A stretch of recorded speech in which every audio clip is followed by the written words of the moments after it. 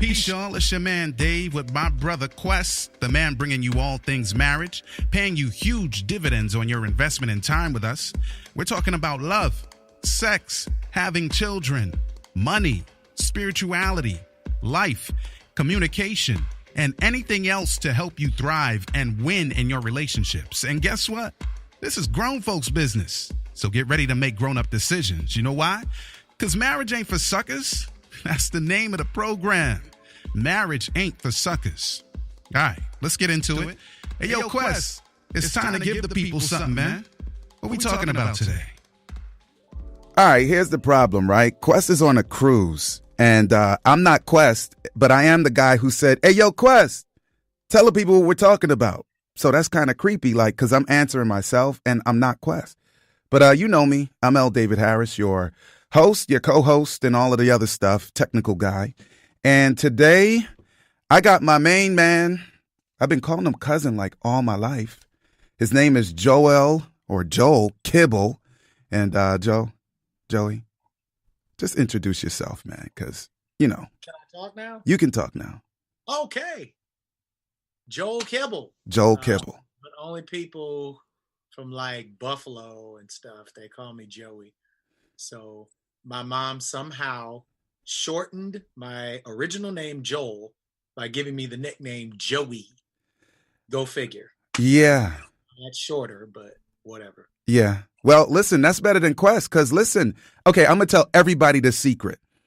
I lost contact with Quest for a little while, right? Because we literally grew up together. We went to high school together half of the time. Haven't seen him in a little while, right?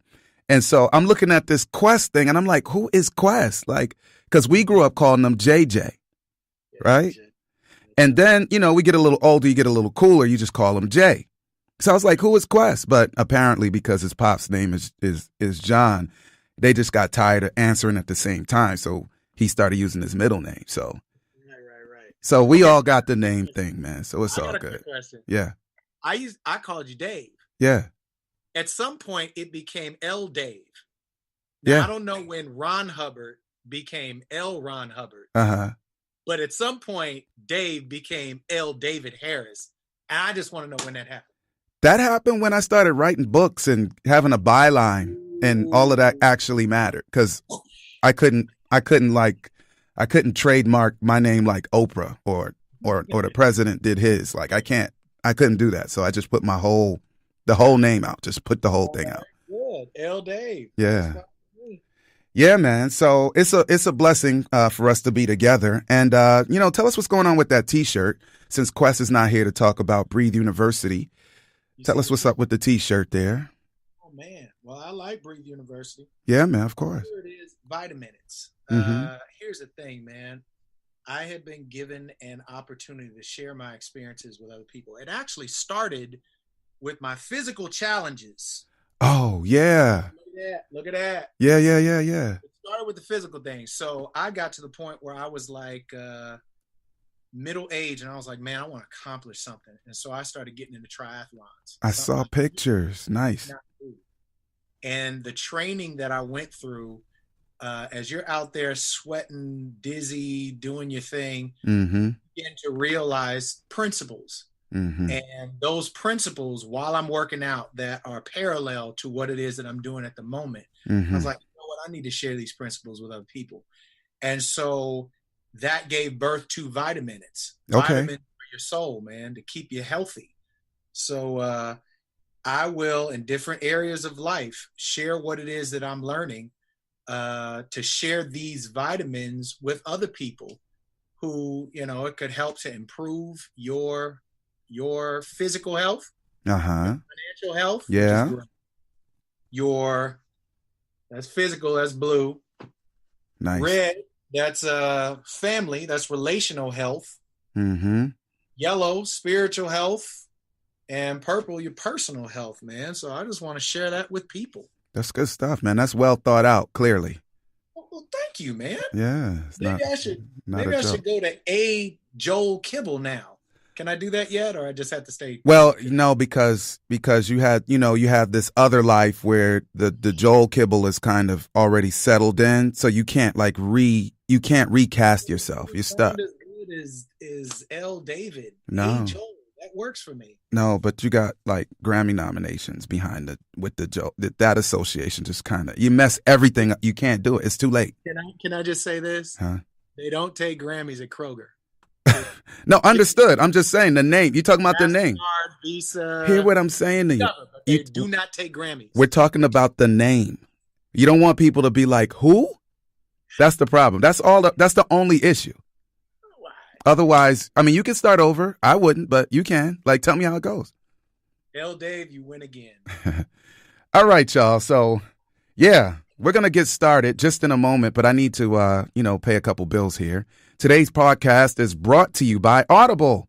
Get your free audiobook download and 30-day free trial at www.audibletrial.com/marriage with 180,000 titles from which to choose for your iPhone, Android, and Kindle. And today I think I will recommend... Okay, let's go with Carmen Hope Thomas's book, since we both know her, right? Carmen Hope Thomas's book, Why Marry a Man You Don't Need. You don't have to get that audiobook. You can get any one you choose, but I'm recommending that one. And we can say we gave Carmen a shout out while both of us were on. How about that? Yeah. Yes. All right, sir. So today's program is based on healing in marriage, the keys to success. And I just want to put it out there. For those of you who don't know already, you can dial in and get in the Q&A queue at 720-820-1496. That's 720-820-1496. We are 7 minutes in. Do you mind a 40-minute program today, Joey? I don't. Okay. Well, let's go with it. And so we're going to get going here. You go ahead and dial in 720-820-1496 and get into the queue. And we'll chat with you at the appropriate time. So what are we talking about, bro? Healing in marriage. Why are we even talking about this? How about this? I'll start out with this story. Okay. This last Sunday, I had to do a bike ride, getting ready for this full distance triathlon. This is my first one. It's going to be at the end of September. Mm-hmm. And I had to do some biking. I had to go out and ride for 2 hours. Okay. But since fall, my back tire had a slow leak. I just about got caught out there on the highway. Mm-hmm. I had a little change, put in enough air just to get back. It sat for the rest of the fall, the winter, and I just pulled it out again. So I knew I had to change either the inner tube or the tire, both. Okay. Pulled up YouTube. I had my new inner tube, had my new tire, pulled it off, took everything off, and I'm following the directions. Mm-hmm. So the guy is showing me, he's walking me through how to put the inner tube in, blow it up just a little bit, sit it inside of the tire, and then you have to mount that onto your wheel. Okay. So he said, now, before you do that, when you pull off your old tire and your old inner tube, find the place of rupture and examine that. I'm like, I don't have time to examine that. I got to go out and I need to go riding. Ruh-roh. You know what I'm saying? I mean, the day is coming. It's about of course. to get warm. I need to get on out there. But he said, no, you want to spend the time to try to figure out why your last situation blew out. Uh-huh. Before you put on the new equipment. Uh-huh. Well, I didn't have time for that. So as he's walking through, I just kind of skipped forward because I want to get out there and start riding again. Uh-huh. So I skipped forward.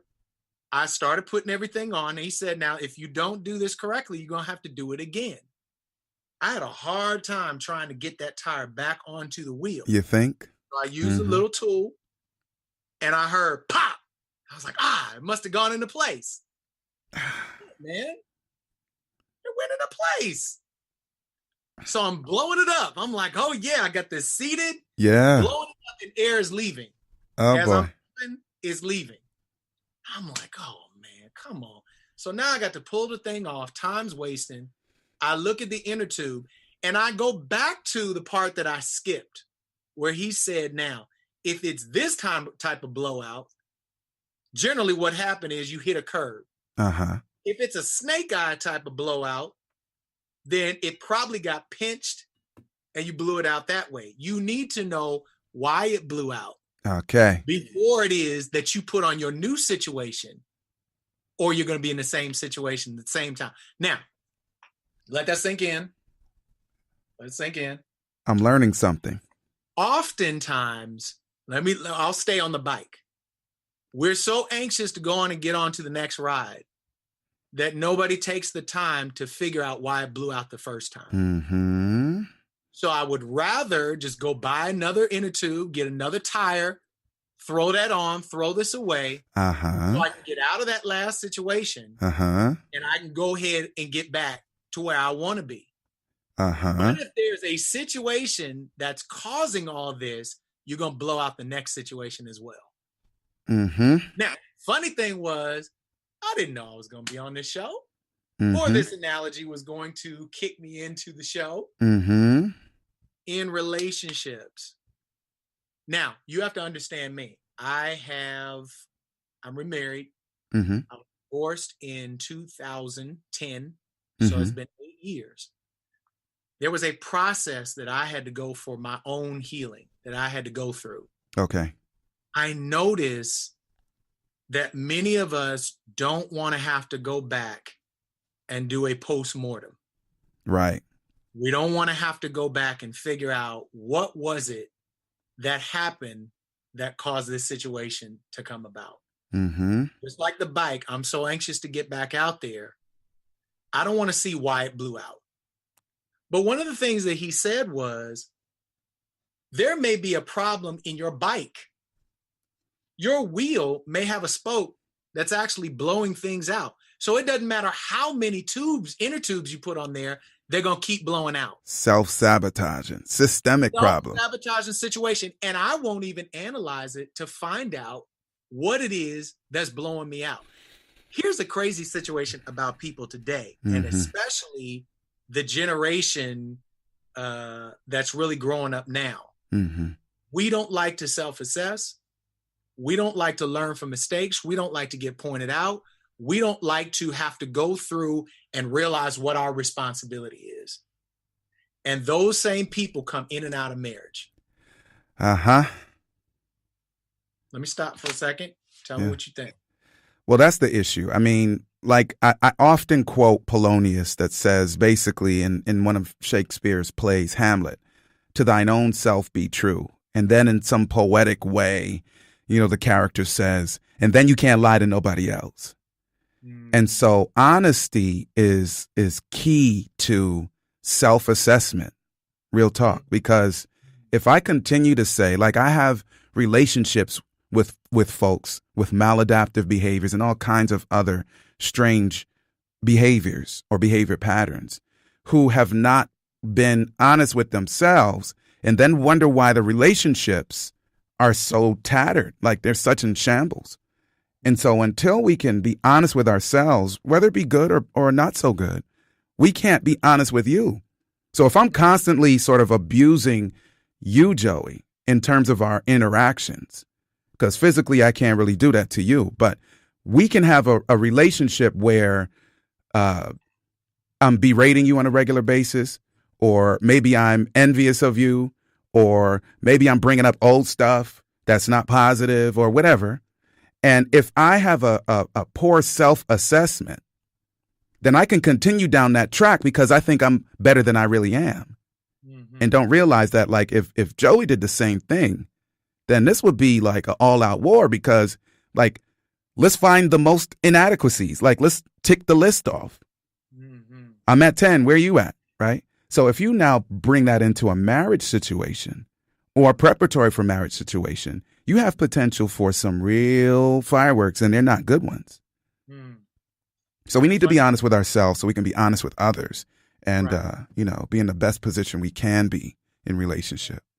Now, it's funny you say that before we get into marriage, because some of us are so anxious to get on the bike. Some of us so anxious to get out on the road that we don't even take the time to prepare ourselves to do this. So we skip this entire process trying to figure out if that bike is right for you. If you're fitted to it. if you're in a position to even be able to ride. Okay. Yeah. There are so many things that have happened. There's so many abused people all around us that don't take the time to even find out, am I ready for a commitment such as marriage? So they skip all that stuff and jump right in.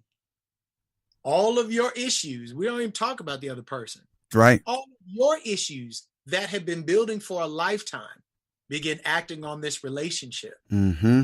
And soon, sorry, it's a matter of time. That's my mistake. That's you tuning me out already? No, I am not. I thought that was the closing.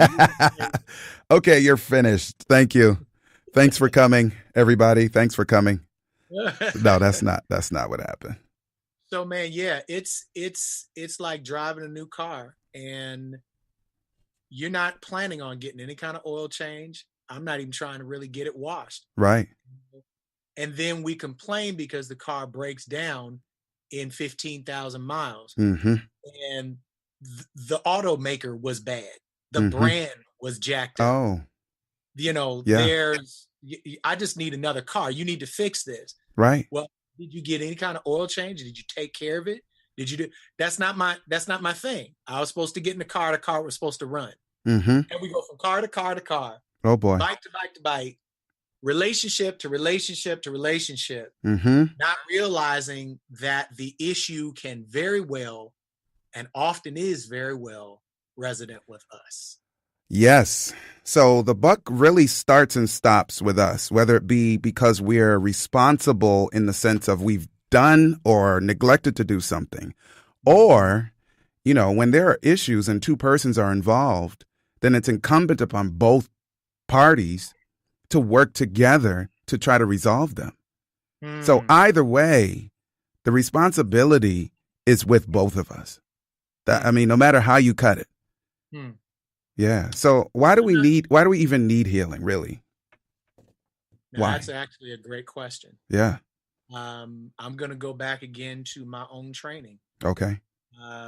Because there are some people who are in this game who will, with wrong form, they will get on the treadmill or they'll get out there on the road and they will injure themselves.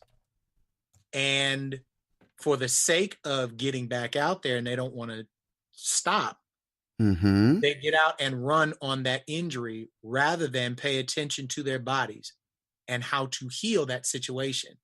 If your form is wrong, caused an injury, if you keep running with that same form, you're going to injure yourself again. Okay. And perhaps next time, it's going to be more devastating. So the one thing they'll do is they will stop you and say, now let us assess. We've got, again, a whole generation who don't like to assess. They don't like to be asked the hard questions. They don't like to be held accountable. There are a lot of we call them millennials. There are a lot of them. Not all of them have this issue, but this generation is almost known by, I don't want to be responsible for all of that. The same generation and some before, that's why they actually don't buy cars. They don't want the responsibility of cars. Why? When I can Uber. They don't need to buy a house because I don't want to own a house. That's too much responsibility. Now, I'm not getting on that. What I'm getting on is when it comes to relationships, we want all of the privilege. And this is not just this generation. Right. This is all of us. We want the privileges without the responsibilities. Oh, boy. With every privilege. And you said this in a last session that I watched. With every privilege, there's a corresponding responsibility. That's right. We are in a society that only wants the privileges and other responsibilities. Okay, so how do we deal with now? Okay, so what are some of the benefits then of quality self-assessment and getting underway with the healing process? What are the benefits? Yeah, because if we're saying that healing in marriage is key to success, then we kind of need to know, like, what are the benefits? Because I could go for another half hour about the pitfalls and the roadblocks. Right.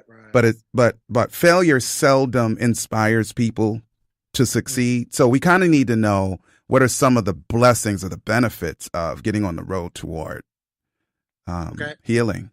Let me go back Mm-hmm. to a physical analogy. Okay. Let's say that I injured myself on the course, messed up something in my leg. I keep going, keep running despite the injury. It can actually, it can grow over the injury. But now every time you're moving, you kind of have a limp. Healing, rehabilitation, assessment brings back range of motion. It heals the actual malady. It changes the mindset that led us to have the injury that we got. So those are at least 3, and empowers you to be able to get to the goal that you were trying to reach in the first place. So let's put that into a relationship situation. There are very few of us who have not experienced some type of hurt, some type of abuse, some type of woundedness somewhere in our lives. Yes. But because this is a generation of, I know we came from a generation of never let them see you sweat. Right. I don't want you to see that I got wounded early in my life. Right. I don't want you to see where I'm suffering. So I don't want any of that stuff to come to light. But what happens is when I don't address it, that same woundedness becomes compounded, and it begins to affect other muscular tissue that's connected with that area. Yes. They say rarely, if you feel a pain here, it usually happened in another place and it's manifesting here. So it's a sympathetic reality. Everything is interconnected. Everything is interconnected. Yeah. And so something that you're suffering with emotionally is probably connected to somewhere else that actually occurred. But because we won't allow anybody to, for instance, my therapist was able to ask me the hard questions. Are you talking about physical or a different kind of therapist? Because you were talking about sports a while ago. Emotional therapist. Okay, got it. Psychological therapist. Got it. In going back and assessing broken relationships, he was like, okay, so I need to understand what was going through your mind when you chose this situation. Right. Help me. So we all love to blame the other person. But like you said, L. David, you said nobody ever takes the responsibility for themselves and asks themselves. You chose the relationship that you were in. That's right. So whatever you say that they are, that serves to kind of make you look better, you chose that situation. What in you kept asking for this type of situation? Right. That's what we need to address. Yeah. Because all that's going to happen from here on out is you're going to go asking for the same thing. Because the brokenness is really here. Yeah. I'll tell you this. My parents were divorced. My brother and sister were divorced. My whole family has gone through this brokenness of relationship. Yeah. I grew up with this type of epicenter. So when I approached relationships, it was from this background. Right. Of brokenness. So one of the questions he was asking me was, what do you think you did to bring about this situation that we're trying to heal from? And at first I couldn't answer him. Right. But then after some real heart searching, it started to come to mind. You know what? I've always had a savior complex. I've always felt like I can save somebody else. I've always had this need to be needed. Yes. So I find situations that need me so that I can have some kind of validation. Right. When the situations that you're in, they may not be healthy at all. Right. But I have to be needed. So I have to find myself in a situation that needs me. Right. Not realizing you can't save anybody. You can't change anybody. Once I started realizing this, it was like, oh man, okay, now I understand what I do to contribute to the dysfunctional situations that I have. All right. So In answer to your question, Uh-huh. in looking, it's just like going back to the tire. In looking at what happened, the blowout, what happened to cause the blowout? All right, push pause right there. Don't forget what happened to Pause. cause the blowout. So I made a mistake and shut the line down. It's open, but I need to play this. People will hear what they're going to hear in a second because somebody's There trying is to one dial other in right now. participant So in the let's go. conference. All right. Go ahead and hit play. There you go. Play. So what Oh, is caused that the me? blowout? Yeah, go ahead. So the blowout was caused this situation because I installed the tire wrong. You installed was the tire wrong. I installed the inner tube the wrong way. And because of it, it got pinched and it blew out. Let me add a layer because you told us the story. You actually ignored counsel. I did. And it wasn't just counsel. It was valid, solid, by experience kind of counsel. Right. That said, listen, you need to do something else. Yeah. Let's go ahead and why don't we go ahead? Go ahead. So with that, I felt like I was coming to a relationship with a mindset of I'm going to change somebody for the better. Uh-huh. I may jump into some stuff. You tell me where to stop. Okay. But I've grown up in a religion that actually the verbiage of this religion is that it almost kind of credits you with being able to change somebody. Of course. Now, I'm going to go bring somebody to Christ. I've always grown up with this idea that I could save somebody. I can make their situation better. I can change them. You know what's interesting about that? Because, I'm in the throes of a big evangelistic crusade, right? Or series. We don't use the word crusade anymore. But the point is, and caller, you need to go ahead and hit *6 so you can get into the call queue. I see you there, but you're not in the queue. So hit the *6. Right. And we read about the new covenant in the Bible. And basically part of the new covenant concept is that you don't tell every person know the Lord because God is going to reveal himself. So in a way, we have this responsibility to be helpful. That's it. You did it right. To be helpful. But at the same time, sometimes we take it up a notch and make it seem like we are the ones solely responsible. When God said, I'm going to manifest myself to them. And now you facilitate sort of the look that says, you see the one who revealed himself to you, pay more attention to him. Right. As opposed to sort of being the manifestation of the one who wants to be known. Right. Yeah. It was ingrained into my head that I could do the work that actually the Holy Spirit does. Yeah. And it's interesting that it ended the way it did. Yeah. Because I realized I can do nothing for anybody else to change their perspective but myself. Yeah. But that's actually the person that you actually don't mind letting slip through. Right. We want to change other people. It's other people. But and then when they don't want to change, it's their problem. Yeah. Let's take this call. To look like what we want them to look like. Yeah. Let's take this call.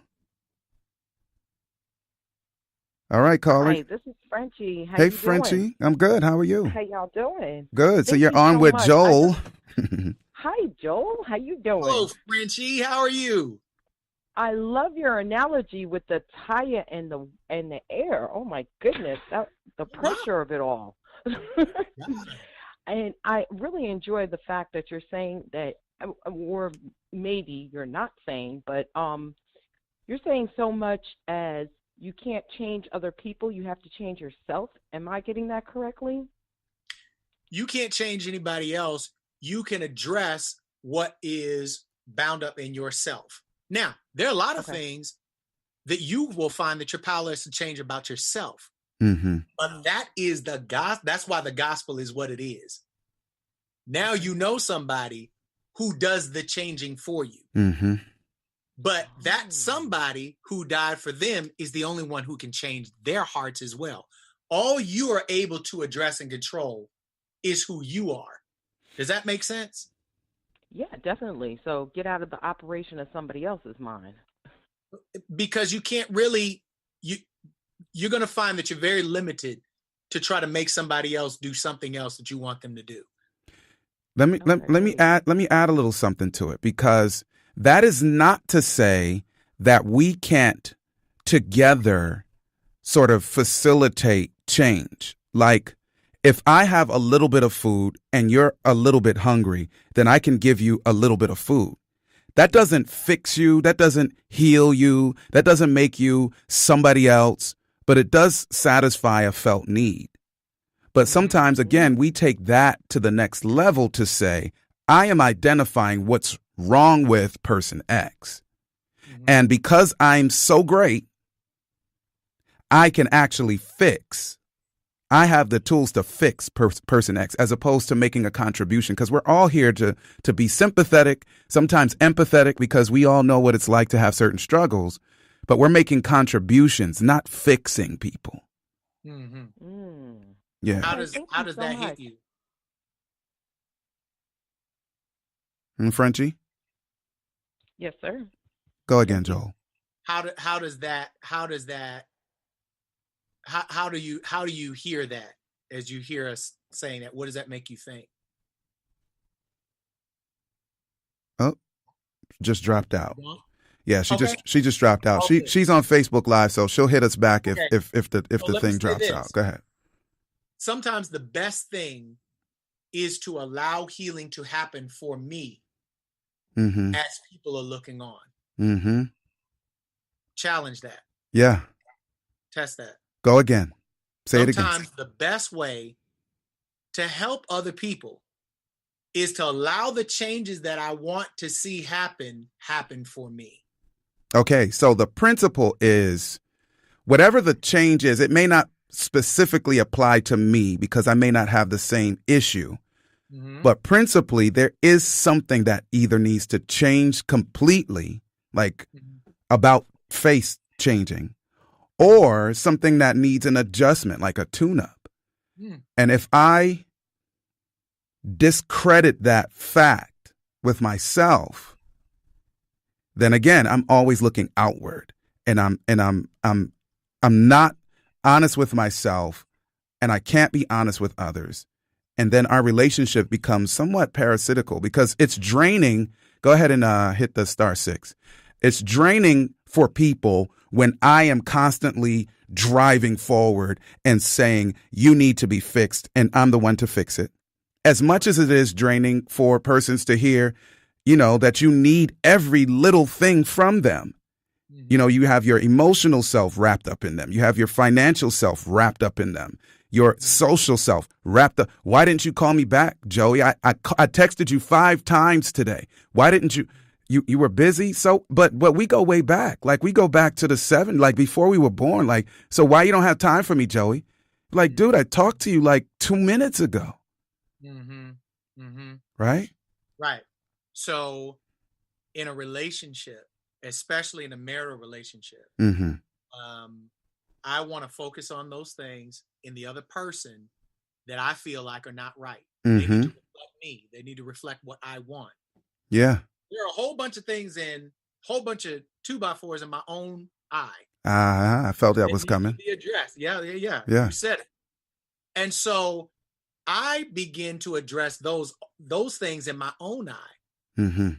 But you don't realize that your healing has its effect on the people around you. Yes. As you become a more trusting person, that actually reverberates on the person that I spend a lot of time with. And it's weird the way that thing happens. I don't have patience. And I'm like, God, you got to work with me. Yes. But somehow, as I let him work with me, somehow he works through me to other people, and he does the work on the other people. Yeah. So that it ceases to be my issue to have to change you and make you look like what I want you to look like. Right. Does that make any sense? Yeah. So Frenchie's back on. It absolutely makes sense. Yes, I'm back. I'm so sorry. Yes, Right. and I like that. So basically, we're man. We can't change somebody else. But like David was saying, if somebody needs a little food and you give it to them, you may not satisfy their hunger, but you actually, give them a little bit. And I like that. I'm single. I'm not married, but, as David knows and Mm-hmm. everybody knows, I'm preparing for marriage. So I need to Oh, prepare. And that's why I'm on these calls. That's why I'm constantly, talking to David, talking to Quest, talking to anybody to help me. Well, not anybody, Right. some people who actually know what they're doing to help me be a wife. Yes, it starts out as, friend, girlfriend, and then after, fiance and then wife. But if I don't know what I'm doing to begin with, it's not going to work out. So these calls are phenomenal, and I Mm-hmm. really appreciate the information that you're giving out because I Praise don't know what I would do if I didn't have you guys. And that's a Okay. blessing. And for context, Joey, Frenchie's grown. Mm. So she's not like a fledgling youth who's trying to find herself. So Oh, that great. adds another layer of context with what we're talking about here. All right, good, Definitely good. at my ripe age of I'm not going to tell you Right. it's like some women at my age feel as though I'm over 30, over 40, and under 50. But Narrow it down. they kind of say they throw their hands up. Oh, I'm not going to get married. I definitely believe there's somebody out there for me, and he's going to find me, as the book says. Yeah. I'm not going to go find him. But, the thing is, I have to be prepared as well. Does that make sense? Of course. Of And course. this is all the preparation, and I so appreciate y'all. Yes. Absolutely. One thing that comes to mind is, and I've heard Eric Thomas say this, I've heard Quest say this, you become the person that you're looking to happen to you. Yeah. You become that person that you want to see. You know what I'm saying? I want somebody I can trust. Yeah. Now's the opportunity to become a trustworthy person, because as you become that trustworthy person, you begin to see Yeah. more trustworthy people. Yeah. Yeah. I don't know what law that's called, but the more that I allow healing to happen for me, the more I begin to become aware of healing people around me. Mm-hmm. Does that make sense? And that's why I asked that question about change, because the thing is that it may not be for me, but it may be for somebody who's listening. Right. Sometimes we're always trying to change somebody else so that they can fit that little, puzzle that we put together. But the thing is that don't we have to look inside of ourselves and make sure that we're the right fit in that puzzle? Mm-hmm. Right. No question. Exactly. Yeah. Exactly. Yeah. Well, Okay, I just we're on want the to. right track. I just want to hit you with this, Frenchie. I gave sort of a primer of some of the stuff Quest and I were talking about at this big series that I'm doing here. So if you go to net2018.org, and you'll see a link to be able to hit the YouTube channel, right? Look for the Becoming Eve presentation. Becoming Definitely Eve. will. Yeah. So it's a good primer. Good. Okay. Yeah. So Can you thanks a post lot. that Back on to the your original- Facebook? Go ahead. Say again. Can you post that on the Facebook real quick? Yeah, I can do that. No problem. Pin it. Yeah. No problem. All right, sis. Let me go back to something that you Thank you, asked. gentlemen. All Thank righty. you. Uh-huh. You Yeah. asked, what can we do? What can we do? Yeah. What can happen toward healing? Yeah. Sometimes with different ones of us, it requires rehabilitation. Mm-hmm. Depending on what it is that you suffered, what you dealt with. I didn't realize that my parents' divorce had wounded me so deeply. Yeah. Yeah. I didn't realize that I was acting out fears that I had Mm-hmm. based on what I experienced. Uh-huh. And not until I actually made a decision and prayed about, God, I need you to send me the right counselor, the right therapist for me, to ask me the right questions. And when he started asking me the questions, I began to realize how wounded I was, Yeah. how shot my self-esteem was. Uh-huh. I didn't realize that I got into relationships and kept them for a long time, not because I needed to be in this relationship. I'm in college. I'm in high school. They used to call me relationship man, commit man. Commit man. In high school. Wow. And I didn't know about that. realize I stayed in relationships that long because I was trying to undo my parents' mistake. Yeah. So I said to myself, I'm never going to fail. I'm not going to fail. I'm not going to quit on this. I'm not going to quit on this. And it's like, Joey, you're in high school. Yeah.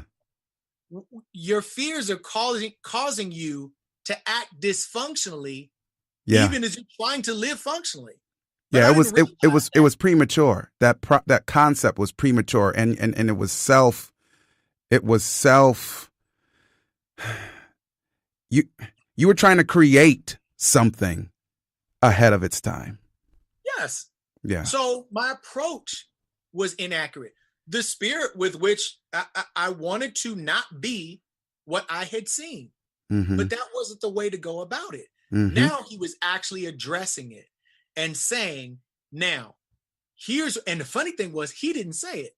A good therapist causes you to realize, oh man, I was trying to be something I couldn't be. Right. Out of your depth. Right. So what happens in healing is sometimes you have to go back to the woundedness, not to throw it in your face, not to rub your face in it. Right. But you have to go back to it to address what happened that restricted the range of motion that I have emotionally. Yeah. Okay. I don't trust people. I don't stay in relationships long. Well, why is that? Somebody has to walk you back to the place of woundedness. Yeah. And oftentimes they may have to re-break a bone. Yes. So that they can reset the bone. Yeah. Because if they leave the bone crooked the way it is, your whole life has now adjusted to that crookedness. Now, I need to say something on that point that may sound like different than what you might expect. You know, we have a lot of listeners who are in a society of persons where they are edified in their business life, their spiritual life, their social life, and so forth. And some people will misuse the term counsel or counseling or whatever. And because the environment is so positive and people are thriving in it and they're getting a lot of good, quote, advice, they don't realize that great advice is not synonymous with the kind of therapy that you have referenced, right? And so what happens is some of us may get it in our minds that because we're so good at giving good advice, then we allow people to come into our room and we're saying that we're counseling them. But when the can is opened and the worms jump out, we are not only unqualified to help, but we could completely destroy the person that's on the other end of which was okay before when it was just advice. But now that they've crossed over into the realm of needing actual counseling. Right. And so we have to know when our advice is go see somebody that can actually help you, who has the training and expertise to deal with those worms that jump out the can, because you can't squeeze that. You can't stick that stuff back in there. Right. Yeah. So let's close it up in 5 minutes, bro. Let's go. How can I? Well, we can go a little longer. You want all these cans, man. You want 15 minutes? We can do it. I don't have a problem. I mean, unless you're gonna bring me back on the show. Well, we could do that too, but we can go 15 more minutes. How about that? I'll put it this way. Yeah. Every person that God has put on this earth has a specific passion. There's something that God has put into everybody's hand. Yes. That you are able to do and to be. There are people who know how to listen to your child. Yeah. They know how to listen to their bodies. They're called pediatricians. There are people. You said wait, pause. You said they're called pediatricians. That's a good one. Carry on. There are people who are passionate about listening to the engine under your hood. They can sit in your car and they can tell you your timing belt is off. You don't have your spark plugs are about to go bad. Your such as they are passionate about listening to engines. There are people who are passionate about listening to your physical body. Yeah. People who are passionate about how the heart works. So it doesn't help me then to go to a dentist about a heart issue. Very good dentist. That's not outside. That's outside of their scope. So it's not. It just not. It doesn't. It's a doctor, right? They're not going to be able. It's a doctor, but they don't have any speciality. Is that a word? Carry on. Any area of speciality in what you're looking for. But God has placed somebody on this earth with a passion for everything that we have to experience. So, for people who know how to listen to the emotion and know how to listen to the psyche, this is their God-given gift. Whether they studied or whether he just blessed, there are people who know how to ask the right questions because that's what they do. That's what they do. They don't fix your situation. Yeah. That's something I learned about counsel and therapists. Right. They actually know how to ask you the right question that causes you to say, you know what? This is actually the truth about me. You know, it's interesting. You walk in there, you say, you fix me. And it's like, no. I'm going to present you with a question and you are going to walk through the process of healing. Yeah. And what that does is emotionally, it begins to bring back range of motion. You may have to break up scar tissue to bring back range of motion. Yeah. To start strengthening that muscle again, you're going to have to learn how to redo exercises. Yeah. But it brings back full functionality. And that is my passion about healing. Yeah. Nothing drives me more crazy than to see the dysfunction in our society that's accepted as norm. Right. When each one of us could be moving toward healing toward full functionality. That's what my passion is. You know, it's interesting. I have a background in behavior modification and management, right? And, you know, so I needed therapy one time, though, like years later after I was done with that career. You got a degree in that, though. How do you? I needed therapy, right? And the therapist actually knows me. And the first thing the therapist said once I started to kind of talk out the issue, do not try to fix the other person. Do not run a behavior plan on that person. That's what the therapist told me. Wow. Because the therapist knows my specific area. Wow. It's like, don't do that. Yeah. And now let me tell you why. And so this is why when we go to other people for help, it's like okay, so there's a story about a guy, right? The guy was doing a cleanse, right? And so the guy, for some reason, picked up a bladder infection, right? Goes to the urologist. Urologist says, what's going on? Guy who needs help says, well, I think this is wrong with me. Well, what makes you think this is wrong with you? Well, because I was doing thus and such to my body. And then tries to sort of explain his way out of it. And the urologist is like, but you're in my examination room. Like, right? So, like, are you here to get help? Or are you here to, like, what's your purpose? What's wrong with you? Yeah, because I'm a urologist, and you said your bladder is not feeling right. And so I took the counsel from the therapist, and you know, thank you, I'm better for it. But dude, it's a struggle when we're going through things, when we have the intellect, sometimes the expertise, sometimes the experience, that we're at a third party, we could deal with it. But when it's the self, sometimes, dude, we just don't have the tool. We just don't have what it takes. That then is what this whole session is about. Yeah. Then there is someone who has the tooling. Yes. To get you to the place of functionality. That's what I'm saying. And what bothers me and drives me bananas is we have accepted dysfunction. Yeah. We're not even trying to. I don't want to increase range of motion because it's too painful. Mm-hmm. Thinking about what it may take me back to that wounded place. I don't want to do that. I'll rather just live here and be emotionally dysfunctional than to push forward to healing and have a more fulfilled life. That's what my passion is and why I'm on here. I want to see people healed, man. I know a guy who was down there where you are, right, years ago, who had diabetes and had it for years, but it had gone to like the nth degree, right? And the dude got a cut on his foot at some point. And of course, infection ensued.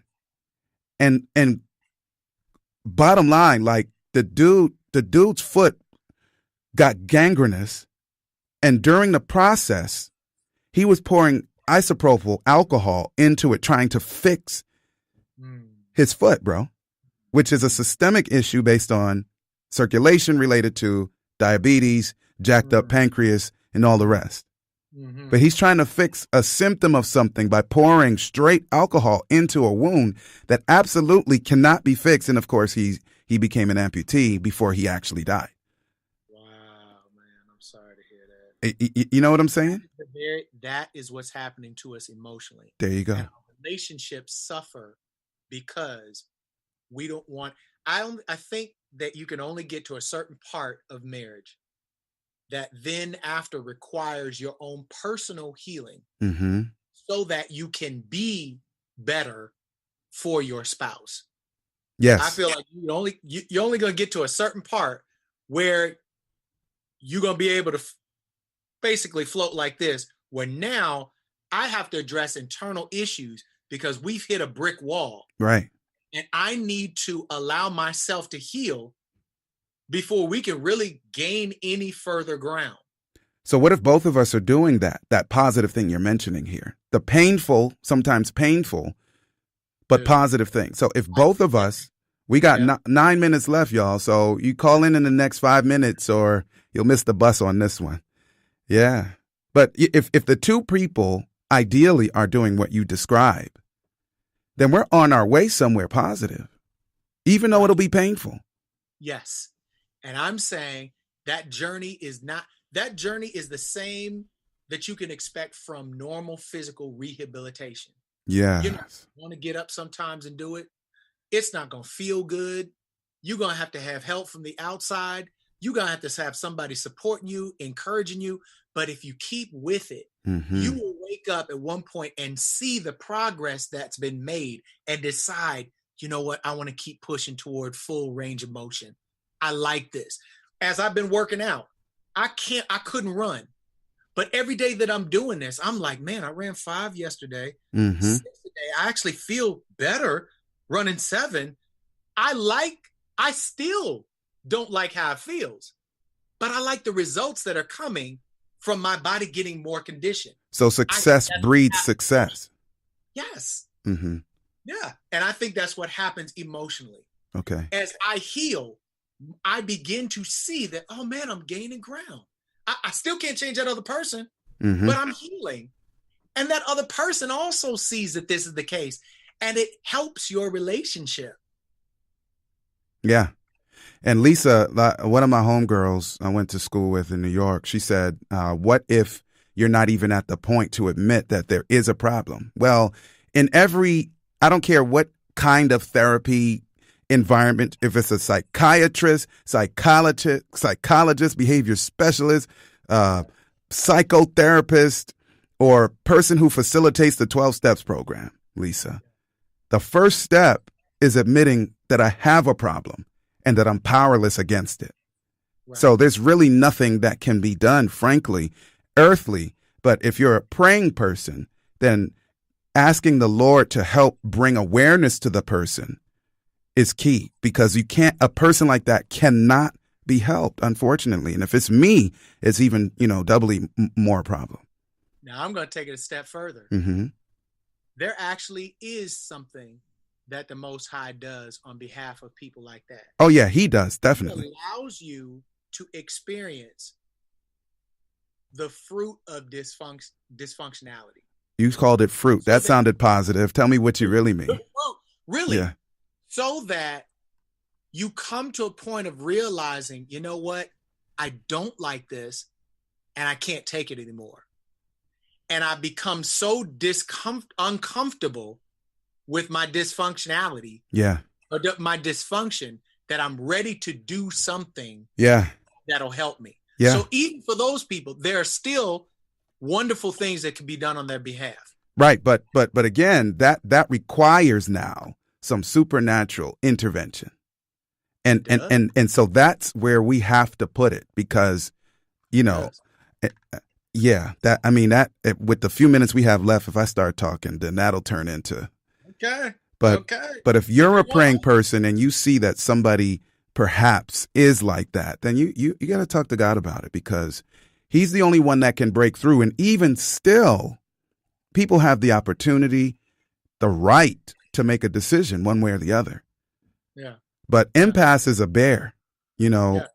Sometimes God, like Romans 1, the ending verses around verse 18 to 32 says that basically when people didn't worship God like he deserved, and they started to replace him and started to do all kind of evil stuff, some of the stuff brought physical consequences to themselves.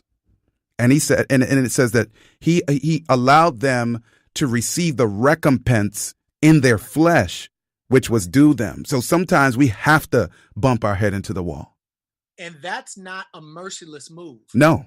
Now I'm realizing at my age, even that is a move of mercy. Yeah. Because as Israel became slaves to other nations, yeah, one of the greatest realizations they could come to is, man, I don't like this. Yeah. So he'll take them back though. So what caused the wound? Yeah. I started worshiping other gods. Yeah. Okay. Yep. Okay, now I see how I'm back here. Even that move, hitting the wall, is a move of mercy. Definitely. Because God could allow you to go headlong until you're destroyed. Right. So allowing us to have sort of, and I did a piece the other night called the interruption that ends corruption on that point, where I'm moving full bore in the wrong direction. And God is merciful enough to sometimes bang him. Yeah. Collide with me. Yeah. So that I have to, just take a little bit of notice here. And hopefully the goal is that it'll arrest me enough for me to say, all right, I yield. What's next, God, please? Because I don't like what just happened. And that's where the hope is. Yeah. Even for people like that, that's where the hope is. Yeah. Hey, look, it happened to me. Yeah. Yeah. And you know what, man? I missed, it's interesting, man. Like I saw you actually my mom saw you, and I knew because I think I either talked to you or somebody else on the phone when y'all there was a get together, right? So your life was apparently to me one way that day, and then I missed something, and then I'm like, wait, what did I miss? We talked about it, a couple years later, but I was like, what did I miss? Like, what did I miss? Yeah, dude. But dude, like, bless you, man. Like, God is kind enough that when we run into struggles that are way bigger than we are, that he's able to help us all, man. Every party that's involved too, because he loves everybody who's involved. That's right. Yeah. Yeah, man. Yeah. So, all right. So give us 60 seconds, man. 60 seconds. Yeah. No pressure. Let me share my screen here, and you can look at my mouse hovering over this little button. No pressure. 60 seconds to do what? To say something meaningful. That's what change our lives forever. Change our lives forever. No pressure. Carry on. Let me try to say something that I had said the last 45 minutes. All you have is 60 seconds to change up. No, I'm just playing. God. Yeah. His purpose is for us to be healed. Yes. Not for us to stay in the dysfunction that we are. That's why Jesus died. So that we heal. He wants healing. He's the healer. And that's exactly what he wants in winning our salvation. But not just the salvation, how you live right now today. That's right. Well, God is practical. Oftentimes people say to me, well, make that practical. And I'm like, listen, man, if God ain't practical, then maybe you need to worship somebody else. If you're telling me that what God says is not practicable, then maybe you need to find somebody else. But my God is practical. So Thank you for that. All right. Yeah, quiet on the set for a second, homeboy. There you have it, y'all. I hope you've enjoyed your time with us.